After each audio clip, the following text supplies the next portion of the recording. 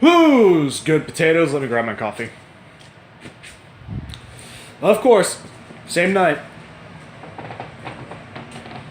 That's a little cold in here. I have to fill that back up. Time for another movie review. This time, it is actually the last one on my musical list. It is The Labyrinth. I know Clue wasn't a musical, but Tim Curry, fuck you. Now, if you're not familiar with The Labyrinth, it's a mind-bending movie.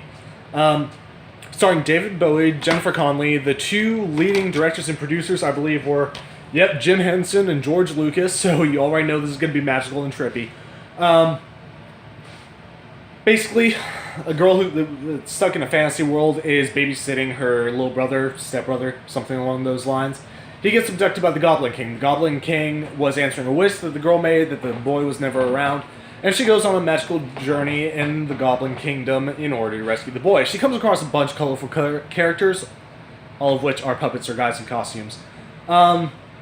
It's hard to actually get a decent group dynamic when you're acting with puppets. You know, you have the lead actress, and the entire time she's talking to a piece of cloth with someone's hand up its ass.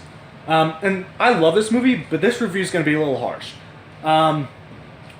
When you have a cast like this, and such awesome producers, and such a nice soundtrack, it is hard to fuck up.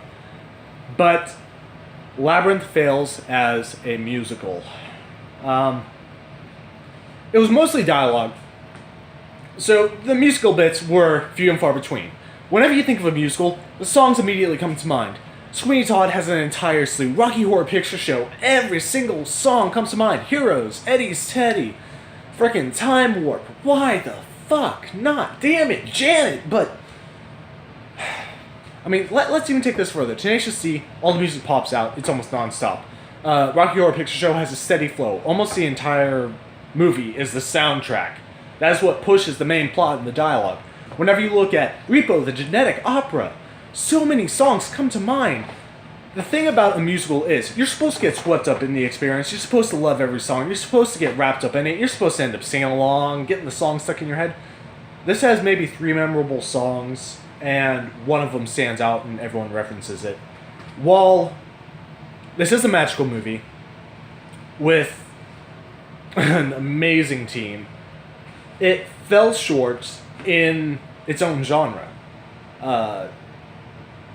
I mean, it's a shame to say that, and I hate that I have to say that, especially since I'm a big fan of this movie, but if it doesn't make the cut, it doesn't make the cut. This, while many people will believe this is deserving of 5 potatoes, no less, others would say 4, I am unfortunately going to give this 3 potatoes.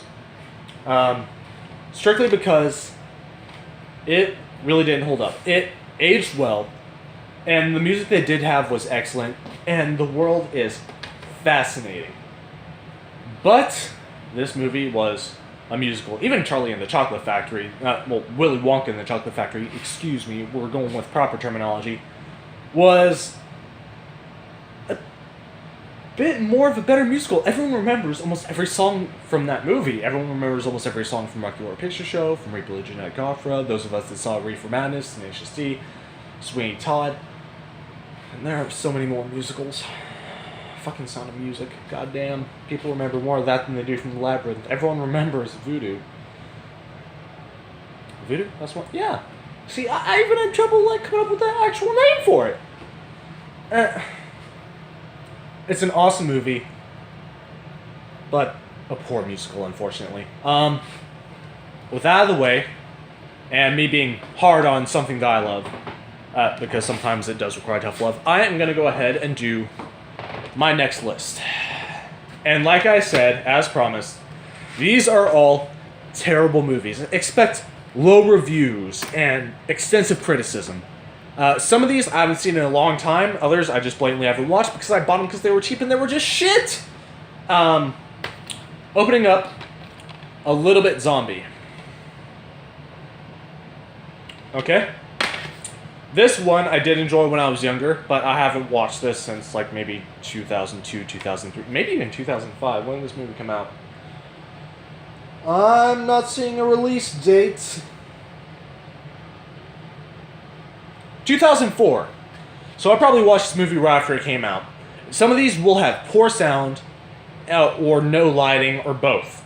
Death Valley, Revenge of Bloody Bill. Next coming in, and this movie pretty much spent its entire budget to get one good actor, and he is an extra in a fair few horror movies. Zombex. There's the only decent actor right there on the cover, and he appears for all of 5 minutes within the movie, delivers a few lines of dialogue, and you can see him criticizing the other actors as they give theirs. I remember watching this a few years ago. This is one you may be familiar with. Machete Joe. I'm not going to touch too much. We also have Piggy.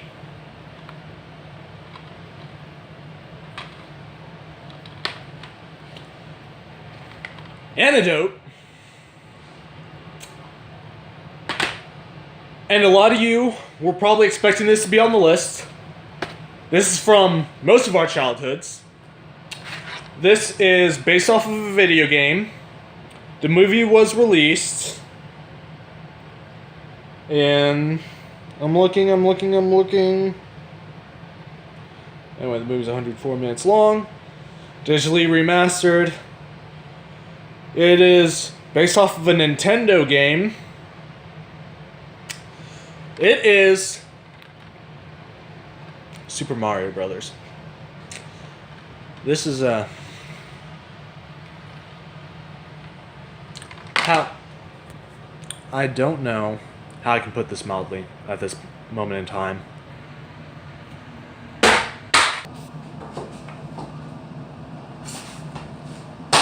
Oh, bomb's a little rusty.